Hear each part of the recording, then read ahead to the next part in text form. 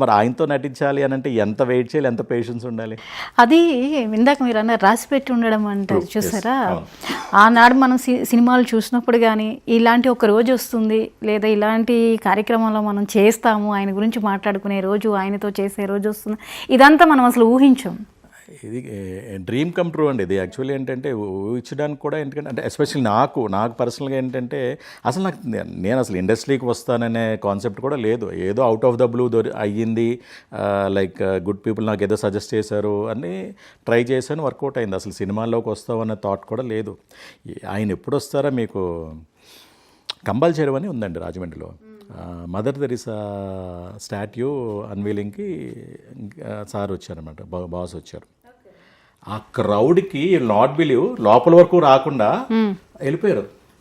జనం అంతలా రాలేదు, ఆయన చేయలేదు. ఫైనల్లీ అక్కడ నుంచి ఏదో అనౌన్స్ చేశారు మైక్ పట్టుకుని దూరం నుంచి. మీకు ఆ ఫుటేజ్ కూడా వీటిలో వాడారు. అంత ఇది ఉంటుంది మీకు. కంబాల్ చెరువు అనేది ఏంటంటే ఇప్పుడు ఆల్మోస్ట్ ఆల్ అంటే ట్యాంక్ బండ్ కాదు కానీ 50% ఆఫ్ ట్యాంక్ బండ్ ఉంటుంది. మన హుస్సేన్ సాగర్ నెక్లెస్ రోడ్ ఉందా, సిమిలర్గా దాంట్లో 50% ఇదనుకోండి రేడియస్ ఆర్ పెరిమీటర్. అలాంటి దాంట్లో సెంటర్లో ఇప్పుడు మనకి బుద్ధుడి విగ్రహం ఎలా ఉందో అలాగా మదర్ తెరీసా విగ్రహం అనమాట, అది లాంచ్ చేయడానికి వచ్చారు.